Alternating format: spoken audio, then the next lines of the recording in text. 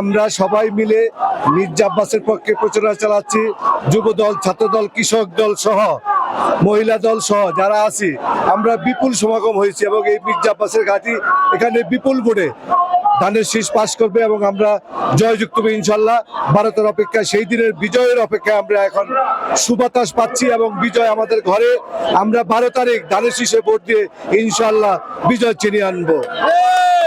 আমরা গর্বিত, আমরা এমন একটা দল করি, সেটা হইলো বিএনপি। বিএনপি হইলো জিয়াউর রহমানের দল। বিএনপি হইলো দেশ নেত্রী খালেদা জিয়ার দল। যে নেত্রী এই দেশের জন্য অনেক কিছু করেছে, যে নেত্রী এই দেশের ভোটারের জন্য যে ভোটের আজকে আনন্দ, এই ভোটের জন্য এই নেত্রী জেল পর্যন্ত খাটছে। আজকে আমরা সেই নেত্রীর কর্মী হয়ে আমরা গর্বিত। দেশবাসীর কাছে আমার একটা আবেদন থাকবে, ধানের শীষকে জয় করে সারা বাংলাদেশের স্বাধীনতার পক্ষে কাজ করুন, ধানের শীষের পক্ষে ভোট দিন।